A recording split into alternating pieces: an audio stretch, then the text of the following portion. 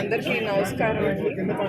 మీ అందరికీ తెలుసు 2018లో చంద్రబాబు నాయుడు గారు ప్రజల కోసం అన్నా క్యాంటీన్ ప్రారంభించారు. ఇది అందరికీ అందుబాటులో ఉండాలని 5 రూపాయలకే ఒక భోజనం అని ఆయన స్టార్ట్ చేశారు. ఆయన ఒక్క సంవత్సరంలోనే అంటే 2019లోగా 368 అన్న క్యాంటీన్లు ఓపెన్ చేశారు. ఒక్కొక్క క్యాంటీన్లో రోజు 1000 మంది భోంచేసేవారు నాకు తెలిసి. అంటే లెక్కేస్తే దగ్గర 2,25,000 మంది భోంచేసేవారు.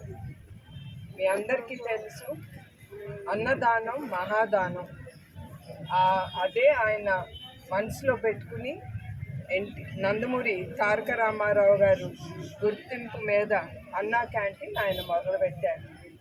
అట్లాంటిది 2019లో వేరే ప్రభుత్వం, ఇప్పుడుండే ప్రభుత్వం వచ్చి అన్నీ వాళ్ళు కొల్లగొట్టారు అన్నా క్యాంటీన్లన్నీ. అయినా కూడా ఇప్పుడు 140 క్యాంటీన్లు నడుస్తున్నాయి.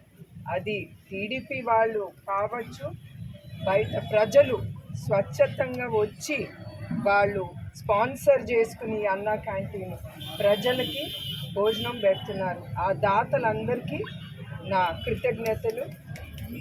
థ్యాంక్ యూ అండి. అట్లానే ఆ ఒక్క సంవత్సరంలో 7,7.25 మంది భోంచేశారు. అది ఉండుంటే ప్రజలకి చాలా అందుబాటులో ఉండేది.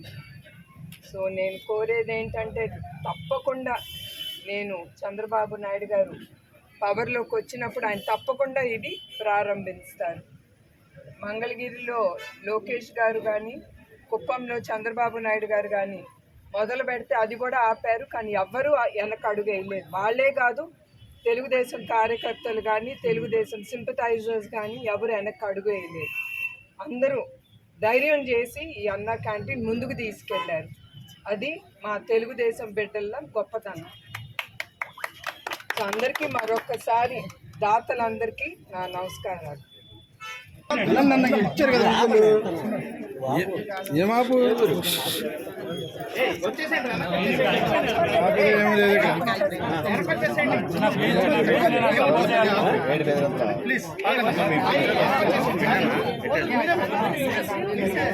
రమ్మా తెచ్చమ్మా